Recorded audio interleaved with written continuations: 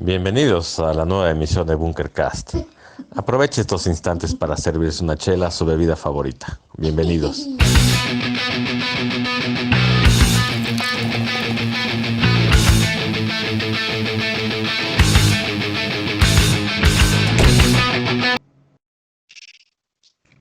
Uno.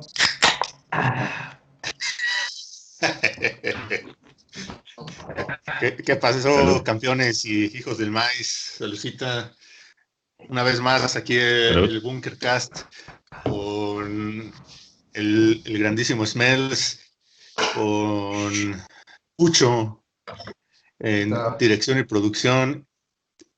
Tenemos aquí a un invitado de lujo de tierras niponas, al buen Darío Imas. ¿Cómo estás, Darío? Buenas noches para ustedes. Buenos días. Buenas tardes en Katmandú. Ahí está. Pues hay gente en India que nos quiere ver, claro. Buenos días, Okinawa también, sí. Y pues aquí yo también su servilleta, el Fragish. Pues como les decía, aquí con el invitadazo de lujo, el buen Darío. Justo estábamos aquí platicando de, pues, Darío ya es argentino, viviendo en Japón, ya con varios años allá, así que pues tiene un par de discos bastante interesantes en Spotify, que ya hablaremos de ellos en unos minutos. Pero pues creo que aquí lo interesante es cómo llegaste a Japón. ¿Qué un día te despertaste diciendo, voy a tomar un vuelo al primer lugar donde caiga mi dedo y salió Japón? ¿Cómo fue? No.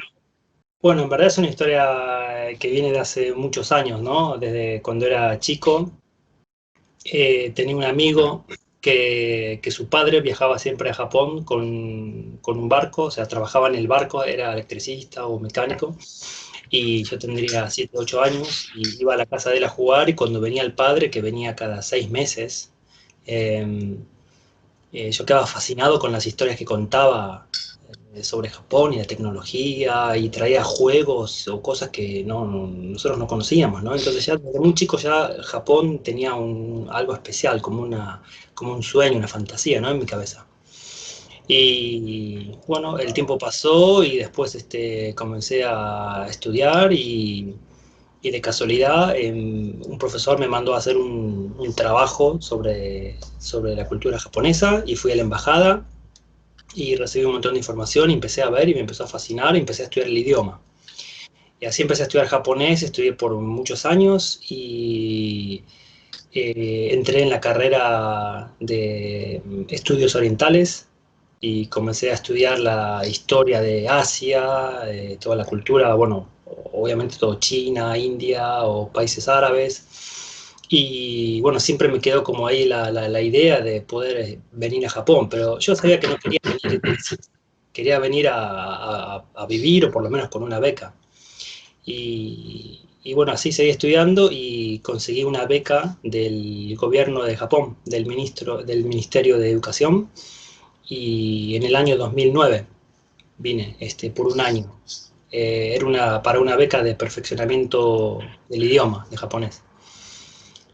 Y, y nada, la beca era por un año y todos mis compañeros se volvían a sus países, pero yo estaba un poco como acá que no me quería volver a Argentina, pues estaba muy cómodo, me gustó mucho, fue fantástico, o sea, era como estaba viviendo mi sueño.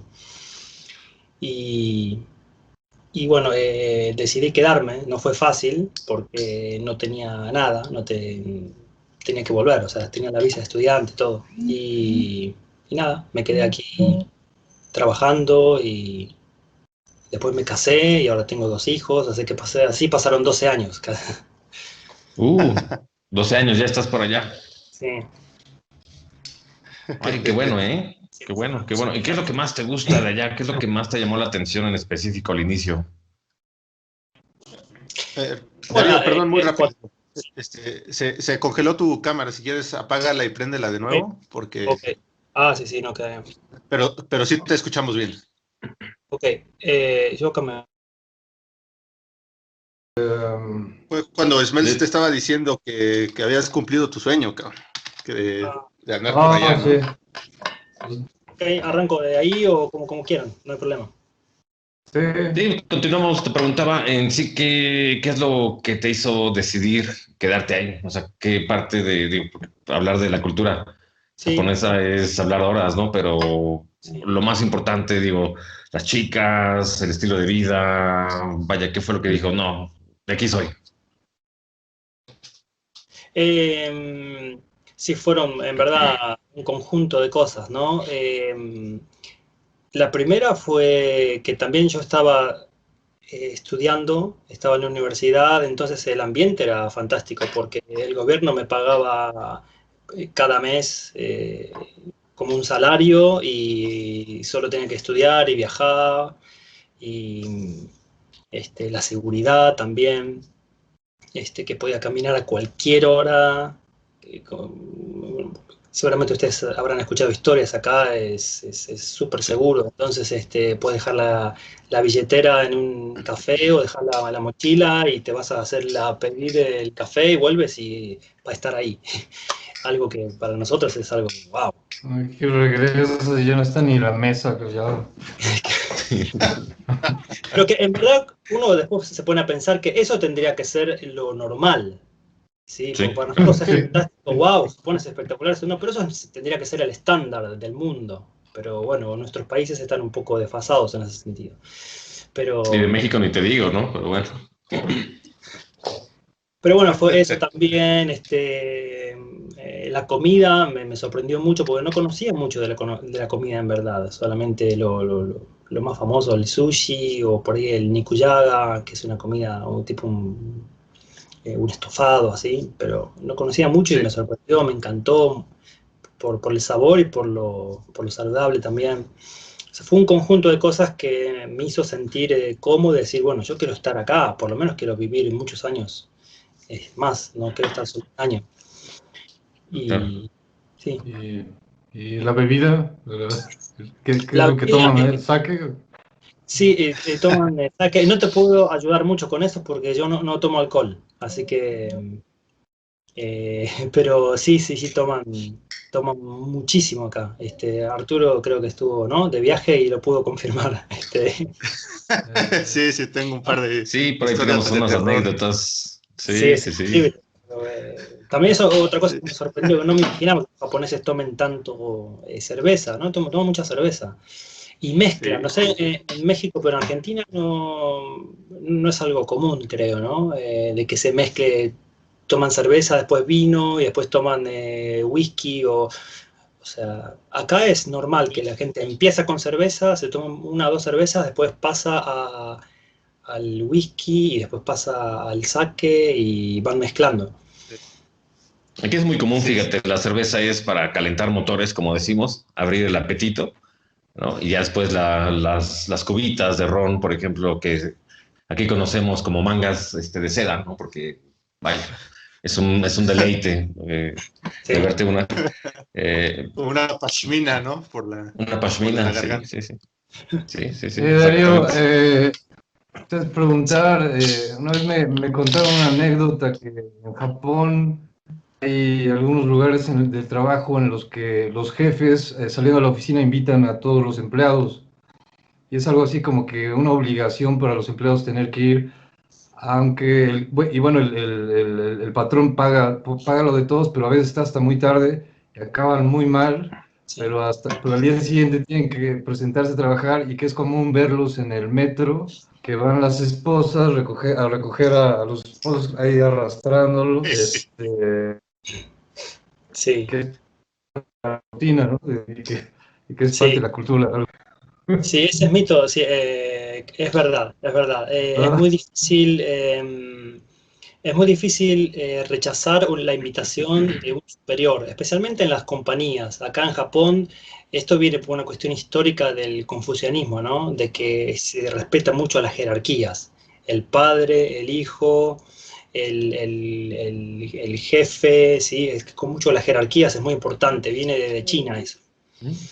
Mm. Este, y Por eso es sí, difícil justamente creo rechazar, que por pues, ese ¿no? tema, tienen que aceptar. Sí.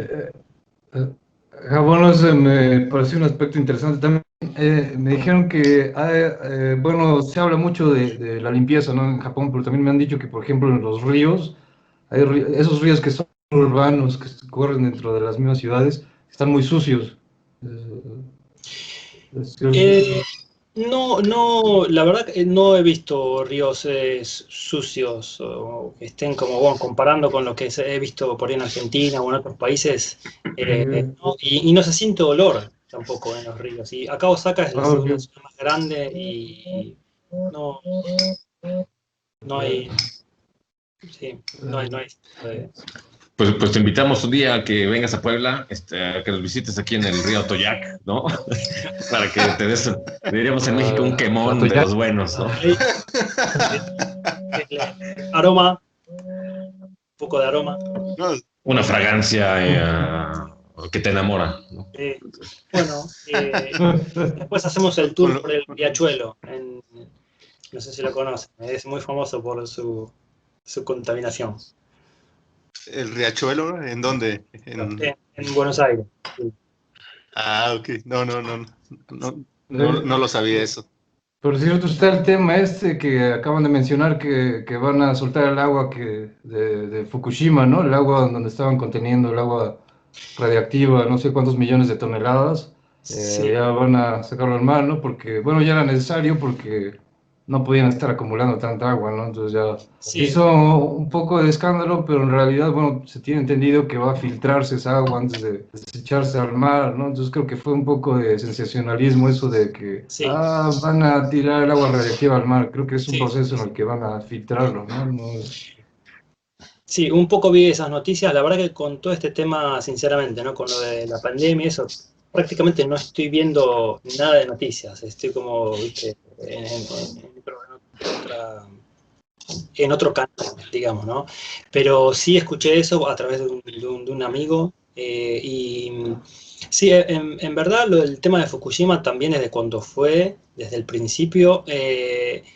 Muchas de las noticias así las veía desde el extranjero, de Europa o desde América, como que le daba mucho más sensacionalismo de lo que se le daba quizás en Japón. Y ahora también, acá creo que muy poquito salió esa noticia. No sé si el gobierno lo quiere ocultar o realmente no es tan importante, ¿no? No, más bien ves que en las noticias ahorita ya se agarran para hacer cualquier escándalo, ¿no? Pero Sí, no, es algo muy público y va bajo los estándares internacionales y sí. eh, ajá, entonces realmente, pero sí, es- Sí, sí, entiendo. Igualmente, nosotros en lo posible es algo que creo que muchas familias lo hacen cuando vamos al mercado. Si hay algún producto o más que nada si hay pescados del norte, intentamos no comprar, porque no sabemos. Sí, Claro. zona de Fukushima, sí. Nosotros intentamos, si tenemos que elegir, no compramos que sean de acá o del sur. Pero no sé si hay mucho más que podamos hacer, porque, viste, el mar es muy grande, entonces hasta dónde está contaminado no se sabe, si realmente tiene un efecto en el cuerpo o no. Sí, es complicado, Complicado, ¿eh? ¿no? pero Es un son tema. saludables los muy saludables, ¿no? En general, no sé qué tan longevos sean, pero sé que son, principalmente por su dieta y hábitos, ¿no? Yo creo. Sí. Sí. En la gente en Okinawa especialmente es muy longeva, ¿no? ¿En serio en esa zona de Okinawa? ¿Por qué específicamente ahí? Hay algunas como teorías o hicieron algunos estudios y bueno, ellos, uno es que la gente está mucho más tranquila que en las ciudades, ¿no? Porque Okinawa es más relajado, tienen ahí la playa, no están en la locura de las ciudades como Tokio o Osaka. Pero también otros estudios hicieron, que bueno, eso lo vi en la tele hace algunos años, y ellos comen muchas algas marinas, Ok. que se llama Ausa y Nori y otros tipos de algas que comen ahí, y dicen que tienen muchas vitaminas y proteínas, y bueno, no sé exactamente, pero aparentemente esto también influye en la dieta, ¿no? O sea, la dieta, el estrés, lo que, bueno, ya sabemos todo, ¿no? Que es lo que ayuda para tener una vida saludable. Sí, claro, por supuesto. Y abriendo el paréntesis cultural, ¿no? Ahorita que salió el nombre de Okinawa, pues cómo olvidarnos de Miyagi-San, ¿no? De la película de Karate Kid. Creo que es oriundo de Okinawa, ¿no? Y Okinawa. Karate Kid 2 se basa en una visita de Daniel San y Mr. Miyagi a Okinawa, ¿no? Sí. Sí, de hecho creo que el karate proviene de Okinawa, originalmente. Oh, interesante. Por Sí, es eso. cierto, Miyagi era de allá, esa parte. Sí. Es cuando en la 2 es cuando el Daniel San salva a una japonesita, ¿no, güey? De un tifón. Ándale, ¿Tifón? del tifón. Sí. Oye, Darío, Oye, dejando un pues poquito el tema cuéntanos. de Dale, dale, Japón, Francisco, perdón, dale. Fray. Pasemos un poquito al tema musical. Estaba leyendo un poquito el otro día acerca de la descripción que da Spotify acerca de ti como artista. Ah, Comenta que empezaste el gusto por la guitarra a los 11 años, básicamente, si no mal recuerdo. ¿Cómo es eso? ¿De dónde viene esa inquietud por aprender a tocar ese instrumento? sí, bueno, en realidad mi abuelo era músico y eran 12 hermanos ellos.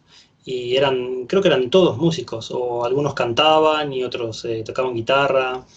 Y digamos que por la parte de mi mamá vino toda esa influencia, ¿no? Ellos en realidad tocaban tango y tocaban folclore, más que nada folclore. Y bueno, se iban a las peñas. Creo que de hecho mi abuelo la conoció a mi abuela en una de esas peñas o fiestas donde él tocaba la guitarra, ¿no?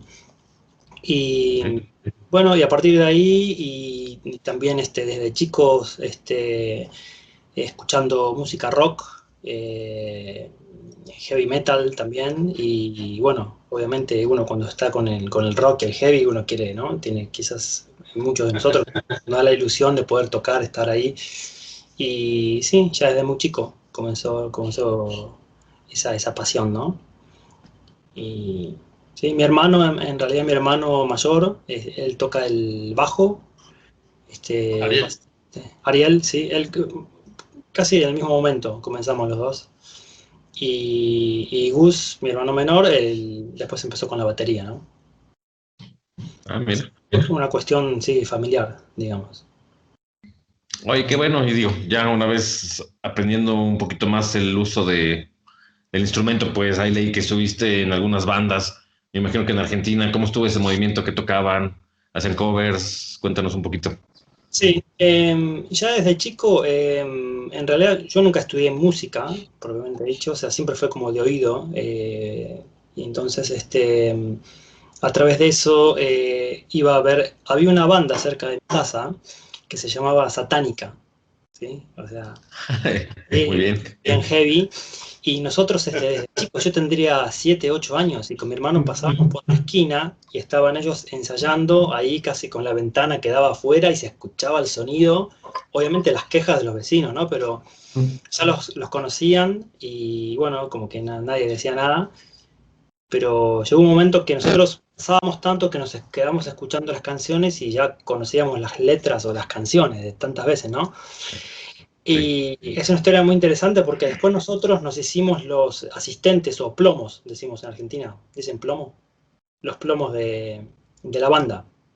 ¿Sí? Ok. Entonces, después de verlos a ellos tocar y la guitarra y los movimientos, todo, bueno, también empecé a intentar tocar las canciones con ellos y hicimos nuestra banda con mi hermano, con otros amigos, que muy pocos covers hacíamos, en verdad. Siempre queríamos hacer, siempre a mí me gustó mucho la parte creativa, así que quería hacer mis canciones, más que tocaba otros covers, intentaba sacar las canciones, pero las usaba como referencia para hacer mis canciones. De hecho, nunca toqué en una banda de covers 100%, siempre como que quería hacer mis canciones. Y bueno, pasó el tiempo y yo creo que tendría 14 o 15 años, y uno de los guitarristas de la banda, eh, no sé si tenía un problema, no podía tocar, había un show de esta banda satánica, había un show en el exterior, en Mar del Plata, y el único que sabía las canciones, porque yo estaba ahí, era yo, y yo tenía 15 años. Y ellos, claro, eran mucho más grandes, yo tendría, no sé, casi 30, y tenían el tour que tenían que ir a hacer y no podían suspenderlo. Entonces tuvieron que venir a mi casa a pedirle permiso a mis padres, por favor dejen al niño venir, que vamos a un tour, imagínense a mis padres, 15 años, ir a tocar heavy metal con Satánica, a un tour a Mar del Plata, y bueno, no sé cómo hicieron, pero aceptaron. Y fue una experiencia maravillosa, porque fueron 3 o 4 días. Después fuimos a Neuquén, cerca de la Patagonia, o sea, creo que pertenece a la Patagonia, ¿no? Y sí, fue una experiencia espectacular, y la pasamos bien, y bueno, mucha música. ¿Fue Y todo un tour el Oye. que diste? ¿Fue todo un tour con la banda ¿Cuánto fuiste? o...? Sí, fuimos en Mar del Plata, hicimos 2 shows, creo, y otros 2 shows en Neuquén. Y en Neuquén tocamos con una banda bastante conocida en Argentina, que se llama Letal. No sé si la conocen. Letal. No tengo el gusto. No, Letal. no, no. Sí, ellos son muy, muy conocidos en el underground del heavy metal. Vamos a ver, banda. Letal. Yo de Argentina conozco muy buenas bandas, como, ¿cómo se llama esta banda? Malón, que se volvió muy afamada, Malón. Sí, Alma Fuerte también, son mis bandas sí, favoritas de rock argentino. claro. Sí, ambos salieron de Hermética, ¿no? Que es una banda legendaria. Exactamente, exactamente. De los míos, de mis favoritos, creo que es Ataque 77, güey. Ah, un poco más punk, ¿no? La onda. Ajá. Sí, sí, sí, sí, bastante bueno, güey. Me agrada mucho la onda que traen esos güeyes.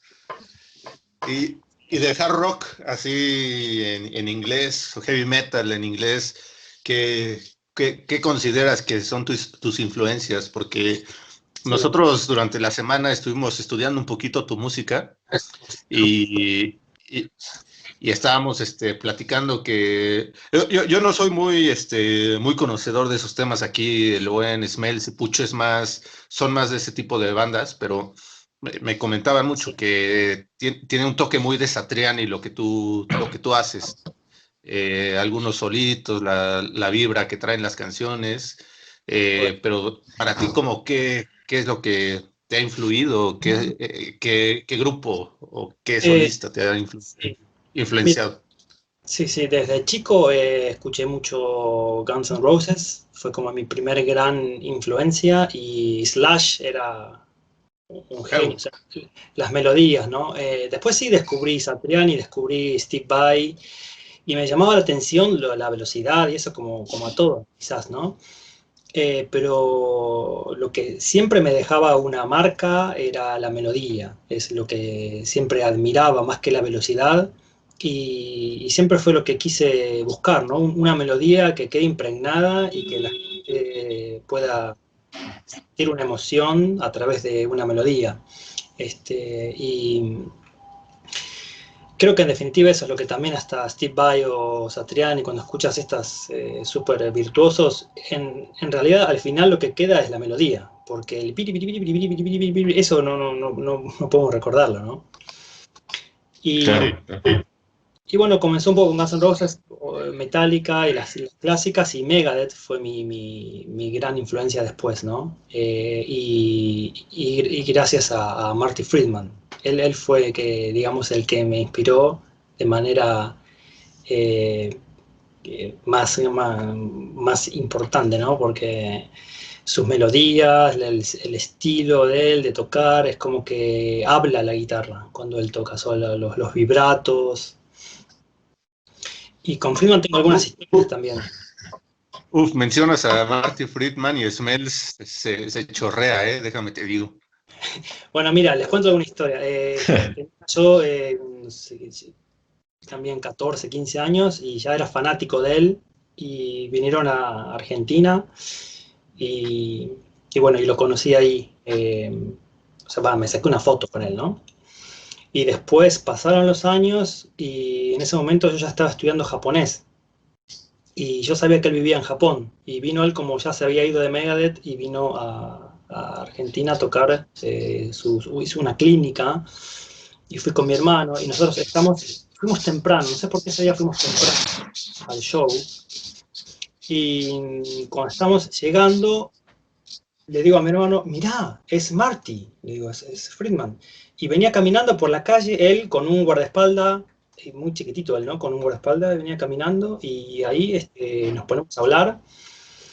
Y yo le hablo en japonés porque sabía que vivía en Japón, yo estaba estudiando y sorprendido, bueno, nos ponemos a hablar y me dice, bueno, ahora tenemos que esperar porque están arreglando las cosas en el escenario, no sé qué. Me dice, vamos acá a tomar un café, nos dice Marty. Y No más. nos sentamos ahí, pero una persona súper humilde, ¿no? Nos pusimos ahí, nos quedamos ahí charlando. Y bueno, me dice, ¿pero por qué vos sabes japonés? Le digo, no, pues estoy estudiando para una beca, mi sueño es ir a Japón. Yo le pregunté cómo era vivir en Tokio. Bueno, resumiéndolo, después yo vine a Japón, él vino a Osaka, lo fui a ver acá a Osaka y... Espera. No, me hiciste que me mojo, ¿eh? A ver si... con esto tengo que hacer. ¿La Esto es puedes acá. bajar un poquito? Sí, Eso, ahí está. Eso es en Osaka. no, Y después pinche vine acá experiencia chingona. y cuando ¿Quieres llorar el Smell?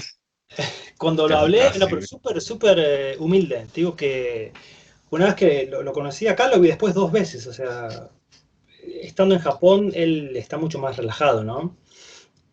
Y, Claro. y es súper humilde y muy una persona muy especial. Así que lo conoces y su música te gusta más todavía porque te das cuenta que sus melodías y el sentimiento que le pone a la música es porque él también es muy espiritual, ¿no? Y muy tranquilo. Mira, qué interesante. Eso fue así como otro de los sueños cumplidos de conocerlo a él, ¿no? Y No puedes contactarlo Ay, para que le mande un saludo a Smells ahí por videollamada o algo. ojalá algún día tenga esa afinidad, ¿no? Sí, Sí, Coméntanos, Darío. ¿Cómo? Vienes trabajando, bueno, ya tienes esas experiencias, digo, me imagino que el hecho de estar tocando con Satánica y toda esa parte, pues te da un poquito más de hambre, ¿no? Por meterte más en la música, tocar en un escenario Sí, enfrente de gente. sí, de chico como que al ver salido tan joven a los escenarios, eso como un poco me quitó el miedo escénico, ¿no? Que por ahí es para todos estar en un escenario, ¿no? Eso me claro. ayudó, como Sí. que fue siendo un poco más normal o más natural para mí estar ahí arriba y sin problema. Perfecto, Sí, perfecto. Pasemos a la grabación de tu primer disco. ¿Cómo se da? sí. Empiezas a componer. Cuéntanos un poquito la historia que antecede a ese disco. Bueno, asumiendo que tu primer disco es el de Music Language, que es el que Sí, está en Spotify. exacto, sí. Ah, ok. Ese es el primer disco oficial, o sea, antes grabé demos o canciones con con algunas bandas más pop o heavy rock, pero no pasó más que un demo, ¿no? Pero ahora, bueno, con el tema de la tecnología y gracias bueno, tenemos Spotify y un montón de plataformas que permiten a los músicos independientes básicamente hacer todo lo que antes necesitabas sí o sí a una compañía discográfica, ahora se puede hacer todo uno mismo. Así que eso es una cosa fantástica, ¿no? Es son tiempos excelentes ahora para ser un artista, me parece. Y bueno, eso fue en el 2013, Music Language. ¿Cuánto tiempo te tardaste componiendo y grabando ese disco? Muchas de esas canciones las tenía hacía muchos años. Tenía las melodías, tenía partes de las canciones, algunas estaban enteras, otras tenían dos pedazos de distintas canciones, las uní. eh, eh, sí, estaban un poco desparramadas. Y lo que hice fue, bueno, recolectar un poco las ideas que tenía y bueno, algunas fueron naciendo algunas canciones nuevas. Eh, sí, le fui dando forma. Todo acá, donde estoy ahora acá sentado, acá es donde hice todo los dos álbumes, en verdad. Lo hice todo acá con la guitarra, con mi eléctrica y después todo programando a través del Cubase. Uso el programa Cubase.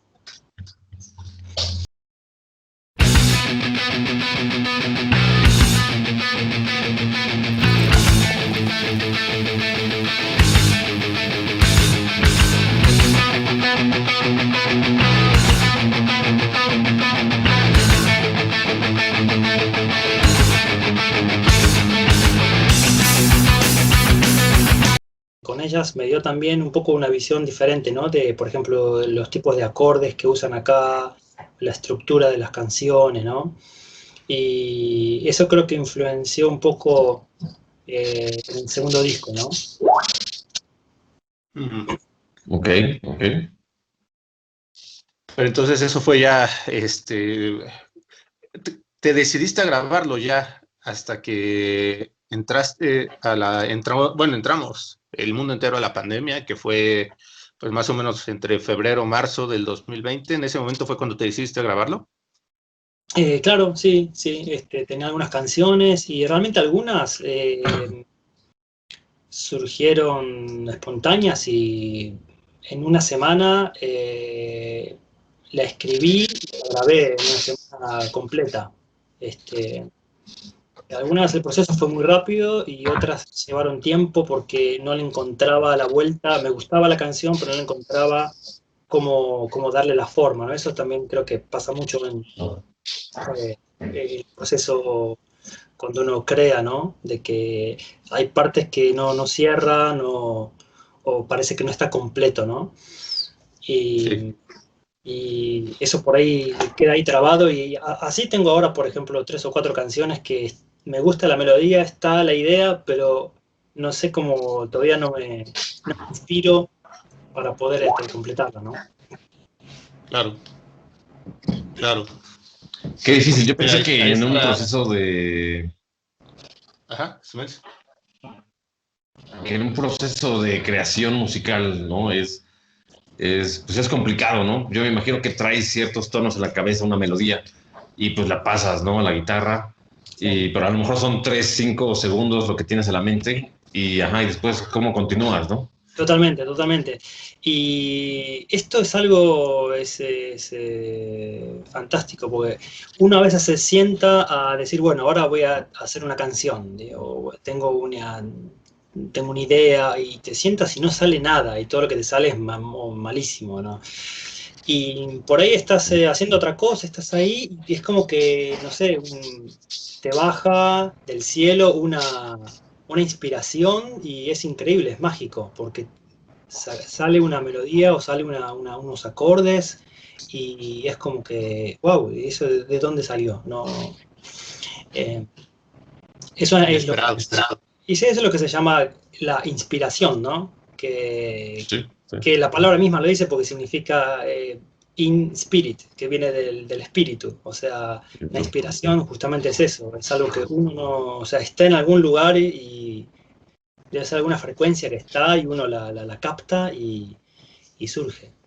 Y así me pasaron con muchos solos o melodías de estos discos que si me preguntan cómo la hice, o qué escala usé, o qué, no tengo ni idea, porque son cosas que me surgieron en ese momento y ahora, por ejemplo, escucho algunos de mis solos y los tengo que copiar, o sea, los tengo que sacar como saco un solo de otro guitarrista y tengo que sacar un solo mío muchas veces, porque no sé cómo lo hice. Eso es increíble. Por eso no me guío tanto en lo teórico, sino es como que en el sentimiento, ¿no? En la inspiración del momento. Mira, está bastante interesante. Una pregunta, a ver si se escucha eso, es Sí. ¿por qué no te has animado a incursionar en las voces? Porque son instrumentales Sí, tu música. sí. Sí. Tengo otras canciones que son, que irían, en ese caso irían con voz, con cantante. Eh, bueno, yo no me animo a cantar, no me gusta mi voz y no soy cantante o sea, de nato. Entonces, siempre, bueno, dependo mucho de un cantante. Ese es un problema. Y el otro problema es que soy quizás muy hinchapelotas, decimos, muy, no sé, estricto con el tema de la voz. Tiene que ser exacto lo que pide la canción. Y tiene que ser una buena voz, el timbre. Y entonces me cuesta mucho conseguir a un cantante o, no sé, contactarme con alguien que pueda darle justo lo que necesita esa canción. Tengo muchas canciones pop o rock pop que irían con melodía y tengo la letra, todo, pero nunca las terminé, justamente por eso, ¿no? Y las voces son difíciles de grabar también, ¿no? No es que lo puedo hacer acá. Necesitas estar en un estudio que tiene que estar acustizado, un buen micrófono, la calidad tiene que ser buena, porque si no se nota. Yo creo que lo que son instrumentos nativos o a través del sistema, es muy difícil notar la diferencia de lo que es algo bien profesional y algo más o menos. Las voces se notan mucho, creo. Además que se puede considerar que no es necesaria la lírica en los discos que están en Spotify, ¿no? No están completos, ¿no? Sí, yo creo que la música instrumental tiene ese toque especial, ¿no? Que es internacional, porque muchas veces, no sé si escuchamos, por ejemplo, alguna canción de Turquía, hay canciones que son espectaculares, que me gustan mucho los artistas de Turquía o de otro país, pero bueno, no conocemos el idioma, la pronunciación es diferente y por eso no son famosos, quizás, en nuestros países. Pero la música instrumental bueno, es universal, la melodía, entonces te gusta o no te gusta, pero... Ahora que mencionas la música de la India, recuerdo un video que vi hace tiempo en Facebook, donde un ingeniero de sonido explicaba mucho de lo que son las micromelodías, ¿no? Que se utilizan en todo ese tipo de música, que son como los entretonos, ¿no? Sí. Tú, pues como músico, podrás a lo mejor explicarnos un poquito más cómo, en qué consiste eso, ¿no? Sí, la música en India creo que es la sitar que está afinada, por lo que entiendo, está en, por ejemplo, un, un mi y un fa, ¿no? Viene el mi, después viene el fa. Pero la nota está entre el mi y el fa, está en la mitad. O sea, no llega a ser ni un mi ni un fa. Entonces son afinaciones que nosotros generalmente no usamos en Occidente. Esto también se da en la música japonesa, ¿eh? También hay la música autóctona o música antigua japonesa también usa esas afinaciones entre medio, que para nosotros a veces suena hasta como desafinado. Sí. Suena un poco raro, pero está desafinado. Pero para ellos no, o sea, es otra tonalidad. Y eso es muy interesante porque acá en Japón, si ustedes escuchan algunos cantantes, algunas cantantes también, no van a poder creer de que son famosos y son profesionales y están cantando fuera de nota. A mí me sorprende todavía de que escucho y hasta me molesta el oído de que está como desafinado. Y le pregunto a los japoneses si no les molesta de que esté un poco fuera de nota. Eso es increíble. Y yo creo que un poco es por la influencia bueno, de antiguamente de los países en Oriente que tienen esta afinación. Claro. Sí, los invito a escuchar alguna de estas. Tendría que buscar algunos videos, ¿no? Pero hay muchos artistas que van a notar cuando cantan de que están fuera de la nota, o sea, no es el que se dice el pitch, no es perfecto. Está un poco corrido. Creo que ahora es poco común poder escuchar ese tipo de efectos porque creo que todos los artistas, desde el heavy metal hasta lo comercial, utilizan estos voice, no sé qué, para que corrigen el pitch, ¿no? Lo Exacto. hacen perfecto, ¿no? Algo así. Sí. Es verdad.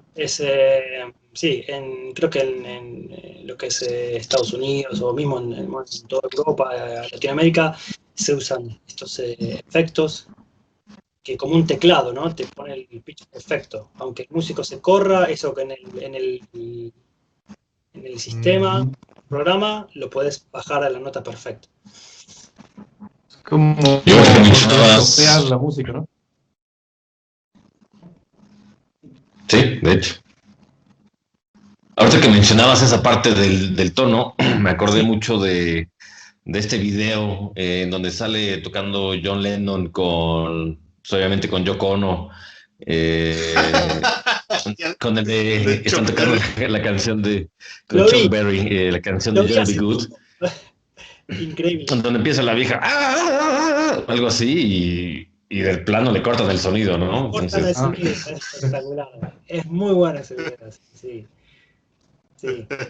A lo mejor no es el mejor ejemplo, pero lo relacioné, sí. No creo que sea algo así lo que escuchas en Japón, ¿verdad, Darío?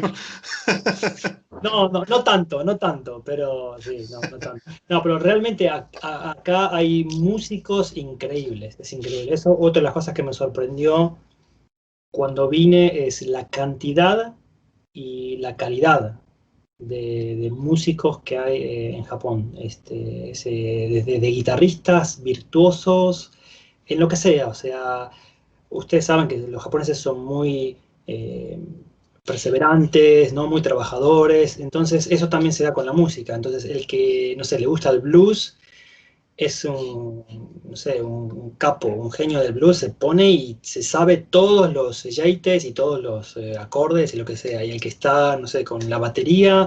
Hay muchos videos ahora sobre niños de 8, 9, 10 años que son virtuosos de la batería, del piano, de la guitarra, y es increíble.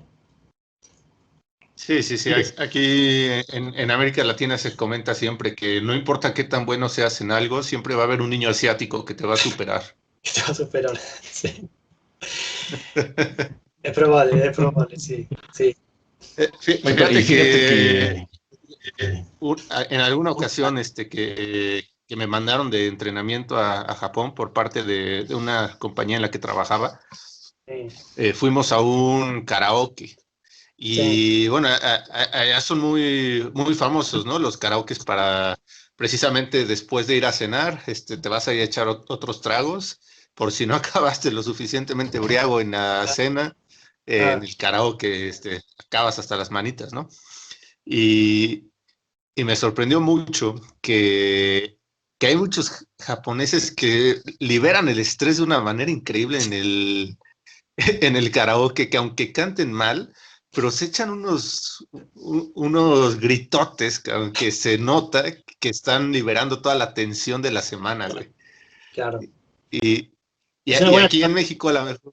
Y es curioso, me pareció curioso porque a veces aquí en México uno va a un karaoke y hasta algunos sí se avientan a cantar y otros como que les da pena, ¿no? Y allá se pelean el micrófono, se pelean por ver quién canta y gritarlo, ¿no? Sí. Y qué curioso porque también pues Japón es una sociedad que se ve muy reservada en ciertos aspectos y hay otras cosas donde explotan bastante, ¿no? No sería en el sexo, también todas las variantes que tienen estos canijos, pero Sí, es algo que me sorprendió mucho en ver el karaoke, cómo se prende la gente, güey. Sí, sí, es verdad que creo que como están tan oprimidos, no sé si oprimido es la palabra correcta, ¿no? Pero están tan quizás ofuscados con el trabajo, con las responsabilidades de la sociedad, de mantener todo en regla, de no transgredir las reglas, están tan concentrados con eso que cuando se liberan, ya sea con el alcohol o en el karaoke, o mismo en los baños termales, que están así todos, ¿no? Como Dios los trajo al mundo, que quizás para nosotros, con un desconocido, ir ahí a estar en bolas, mm, quizás nos da un poco de, ¿no? de pudor al principio, pero ellos están un poco más, se relajan, esas cosas que para nosotros no, y como decís vos, ¿no? Para quizás liberar toda esa tensión. Sí. O sea que el karaoke en Japón viene siendo lo mismo que para el mexicano irse a las luchas libres, güey, ¿no?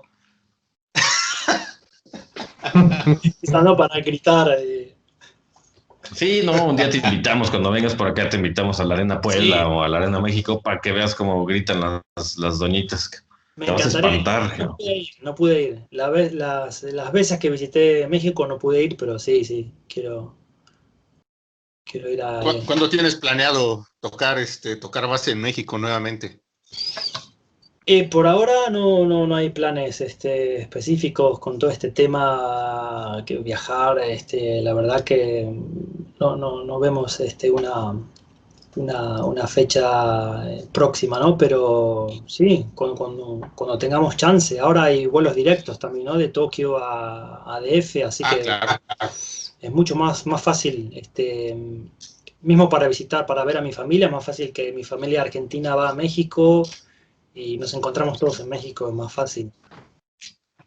Sí, es cierto, es Sí, cierto. Sí, son realmente 12 horas de vuelo, ¿no? Más o menos sí, sí. de Tokio, a Ciudad de México. El problema es el traslado a Tokio y el viaje de Tokio al aeropuerto, porque sí si no mal recuerdo, son como 2 horas, ¿no? Sí, sí, bueno, depende en qué zona estés, ¿no?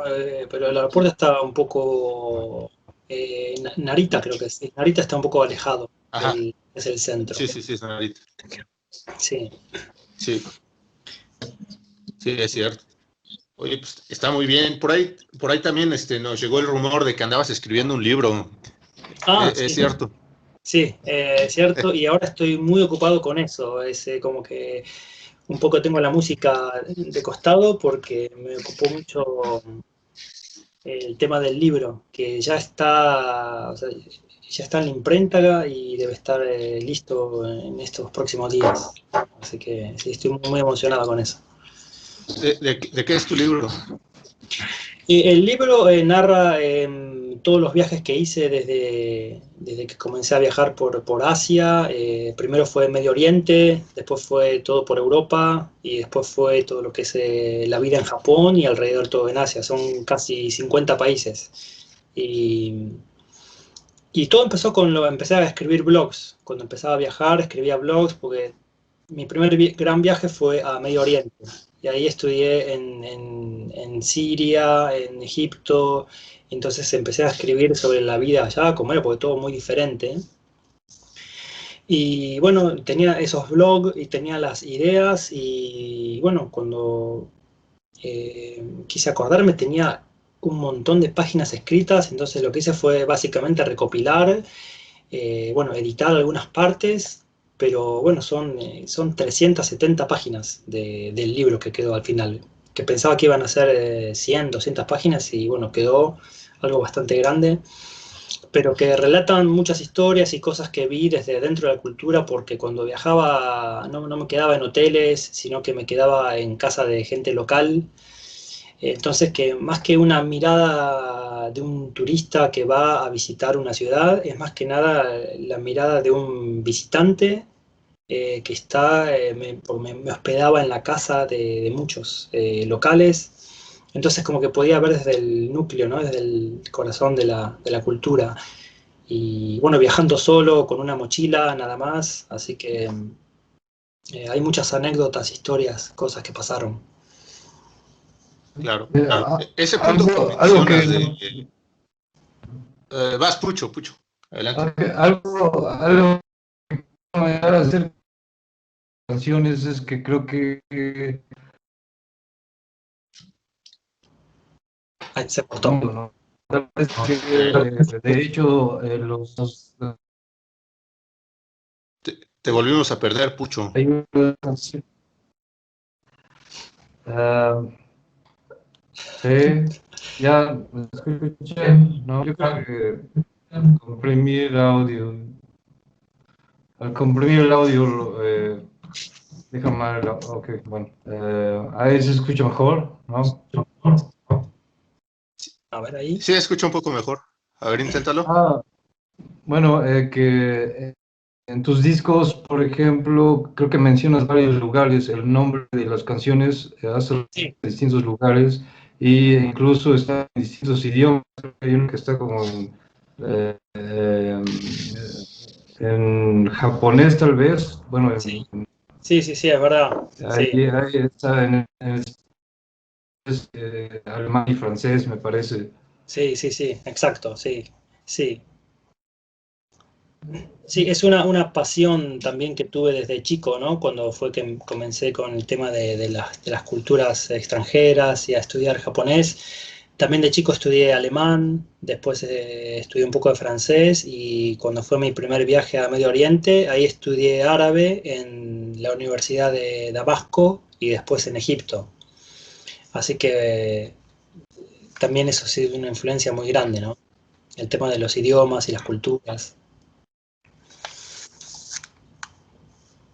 Un Claro, estuche sí, de sí, sí. monerías, nuestro estimado Darío, ¿eh? Un estuche de monerías, te felicito muy bien, ¿eh?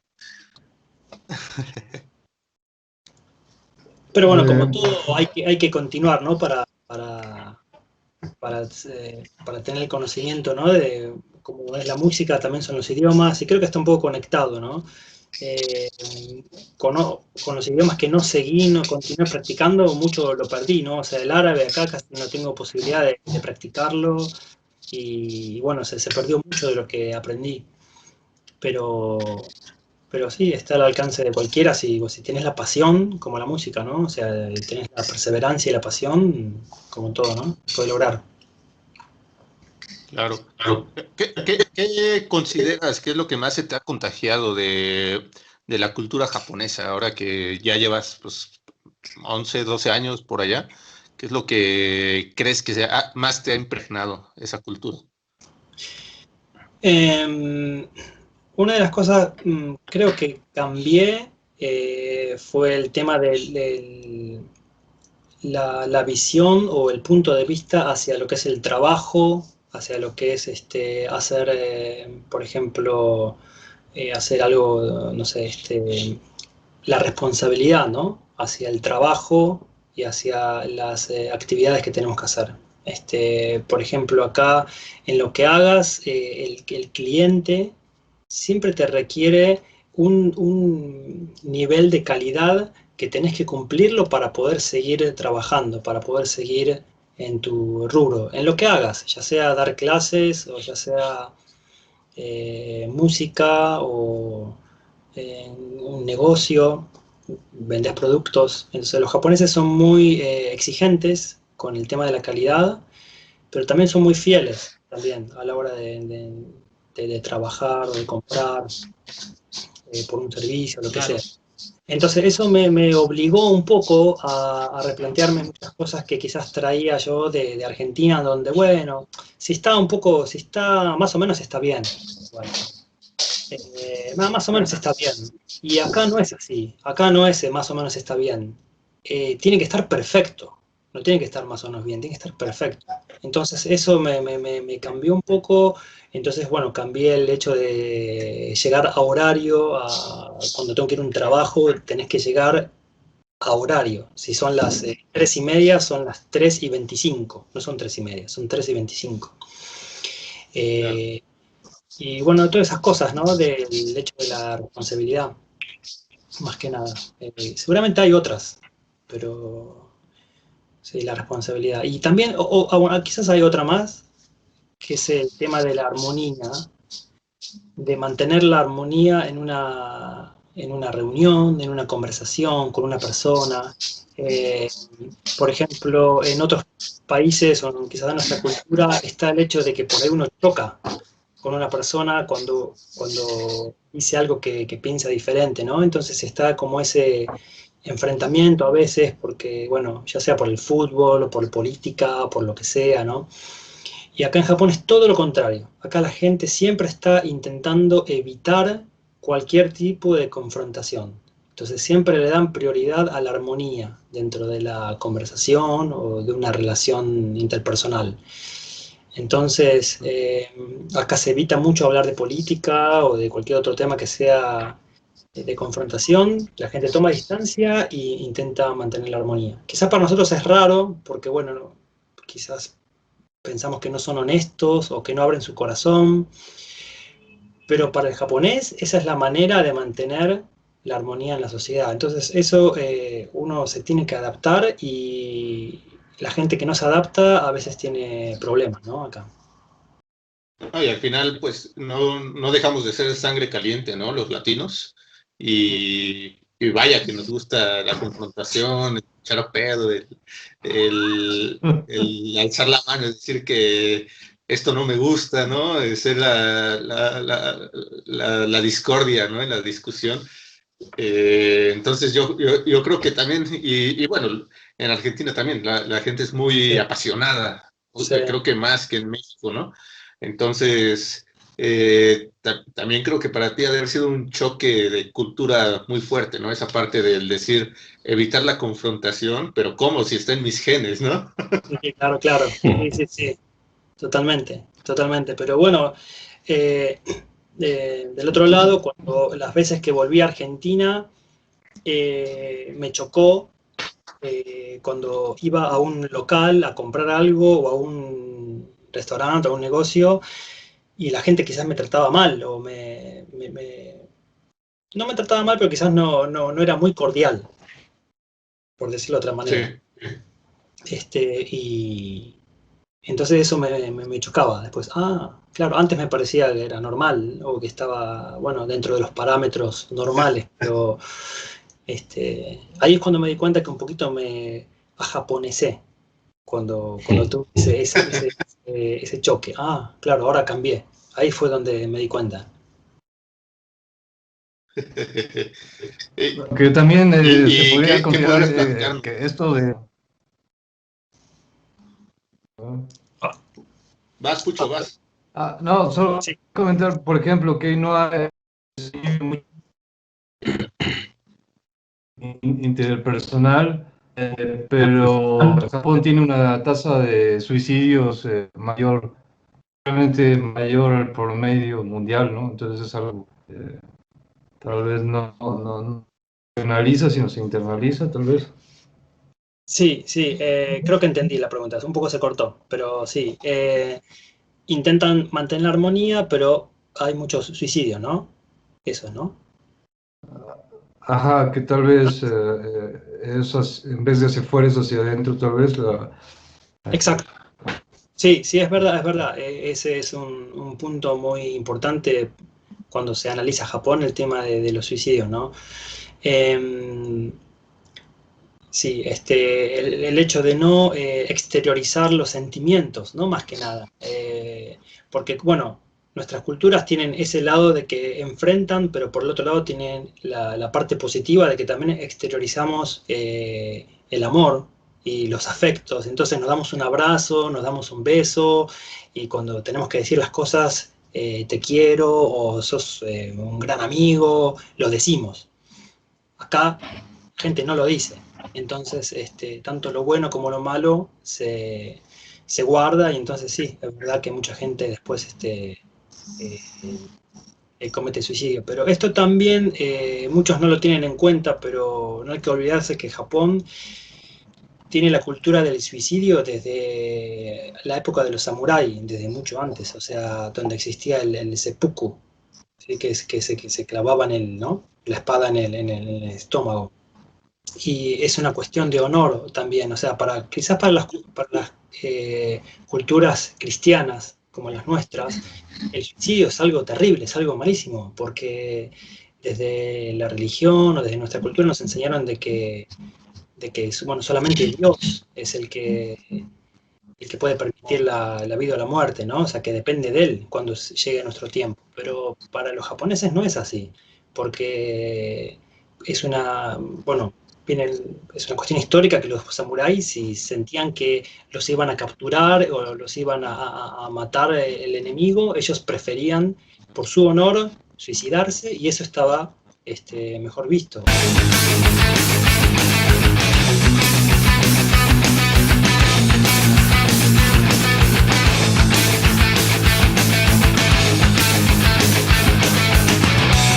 Den Herrn, euer Elend geht zu Ende. Das Warten ist vorbei, jetzt wackeln die Wände.